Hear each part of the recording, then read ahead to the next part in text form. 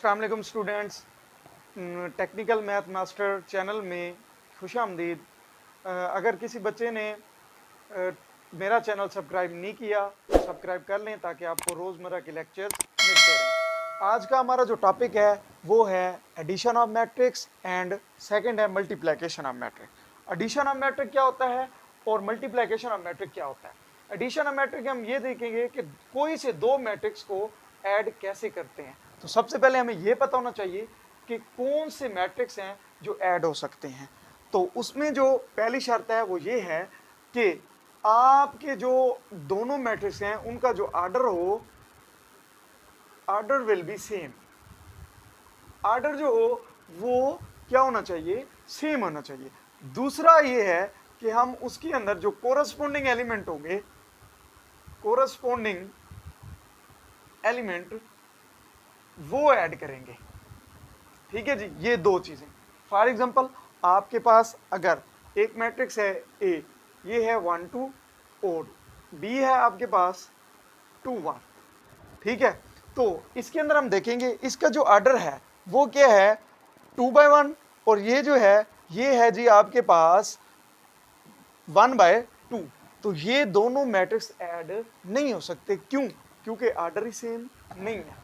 अच्छा, अगर for example ये हो आपके पास 3 और 4, तो ये दोनों मैट्रिक्स का जो ऑर्डर है वो सेम है, तो ये ऐड हो सकते हैं। और ऐड कैसे होंगे आपके पास a प्लस बी और इधर 1 2 प्लस 3 4। तो कोरस्पोंडिंग एलिमेंट कैसे होते हैं, तो 1 किस में ऐड होगा 3 में, 1 प्लस 3, और 2 किस में ऐड होगा 4 में। तो आपका जो आंसर आएगा वो आएगा 4 और 6। ठीक है जी, ये है एडिशन ऑफ मैट्रिक्स कि कोई से दो अगर मैट्रिक हैं तो वो ऐड आप लोग कैसे करते हैं।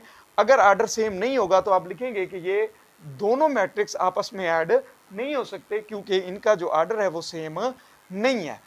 एक और मिसाल ले लेते हैं। फॉर एग्जांपल आपके पास एक है जी मैट्रिक्स 1 2 3 एंड 4 और एक आपके पास मैट्रिक है 1 5 6 एंड -9। तो देखें ऑर्डर दोनों का क्या है, इसका भी 2 by 2 है, इसका भी 2 by 2 है। तो ये दोनों मैट्रिक्स ऐड हो सकते हैं। कोरस्पोंडिंग एलिमेंट 1 1 में ऐड होगा, 2 5 में, 3 6 में और 4 -9 में ऐड होगा। जो आपका सेकंड टॉपिक है वो है जी मल्टीप्लिकेशन ऑफ मैट्रिक्स, यानी कि कोई से दो मैट्रिक्स मल्टीप्लाई कैसे होते हैं। इसमें भी हम यही देखेंगे कि कौन से दो मैट्रिक्स हैं जो मल्टीप्लाई हो सकते हैं। अगर आपके पास कोई से दो मैट्रिक्स हैं, एक है 1 2 और आपके पास बी है जी 3 4। अगर आपके पास और आप लोग मल्टीप्लाई कर रहे हैं ए क्रॉस बी, क्या ये हो सकता है या नहीं हो सकता। अगर आपके पास पहले मैट्रिक्स का कॉलम और दूसरे मैट्रिक्स की रो ये दोनों सेम हो, यानी कि इनका जो नंबर हो वो सेम हो। अब इसके अंदर देखें कितने कॉलम है, एक, इसके अंदर रो कितनी है 2। तो देखें कॉलम 1 है, रो 2 है, तो ये दोनों मैट्रिक्स आपस में मल्टीप्लाई नहीं हो सकते। अगर इसके अंदर रो 1 होती, यानी कि अगर यहाँ पे होता 3 4, अब कॉलम कितने हैं 1 और रोज आपके पास भी कितनी है 1 है, तो ये दोनों मैट्रिक्स आपस में मल्टीप्लाई हो सकते हैं। यानी कि पहला जो आपके पास मैट्रिक होगा उसकी कॉलम की तादाद को देखनी है और दूसरा जो है उसकी रोज की तादाद को, दोनों का क्या हो सेम हो, number of column and number of rose equal. तो फिर क्या होगा, ये दोनों मैट्रिक्स मल्टीप्लाई हो सकते हैं। और इनको मल्टीप्लाई करने का क्या तरीका है, वो ये है कि आप लोग पहले ये देखेंगे कि ये मल्टीप्लाई हो सकते हैं या नहीं। अगर हो सकते हैं तो फिर कैसे होते हैं। तो फिर आप लोग पहले की उठाएंगे रोज को उठाएंगे और उसके पहले कॉलम से मल्टीप्लाई करेंगे। अब पहला कॉलम क्या है 3, ओनली 3 है, तो 1 मल्टीप्लाई बाय 3। फिर दूसरी रोज क्या है 2 और उसके बाद इधर कॉलम क्या है 4, तो 2 मल्टीप्लाई बाय 4। तो आपके पास आंसर क्या आएगा 3 और 8। तो ये आपके पास आंसर आएगा। इसी तरह अगर आपके पास कोई बड़ा मैट्रिक्स आता है, फॉर एग्जांपल आपके पास ए है जी 2 3 4 1 और बी आपके पास है जी 2 1 1 2।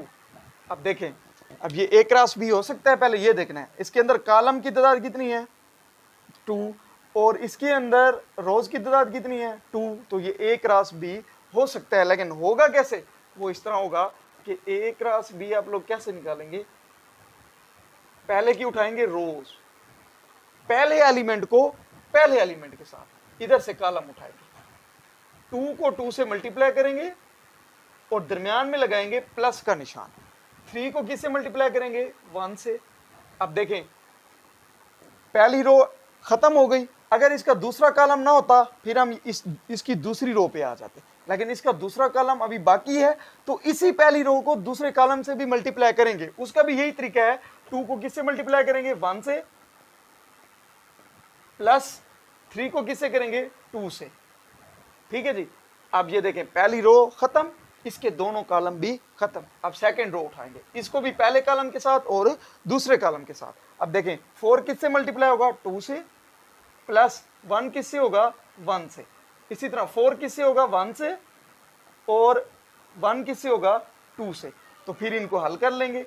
अब देखें 2 टू द 4 और 3 1 the 3 7, 2 1 the 2, 3 2 the 6 8 8, 4 to the 8, 1 cross the 1 9 आ जाएगा, 4 1 द 4 और 1 क्रॉस 2 2 आएगा, तो 6। ये आपके पास आंसर आएगा। इस तरह आप लोग किसी दो मैट्रिक्स को ऐड कर सकते हैं और किसी दो मैट्रिक्स को मल्टीप्लाई भी कर सकते हैं।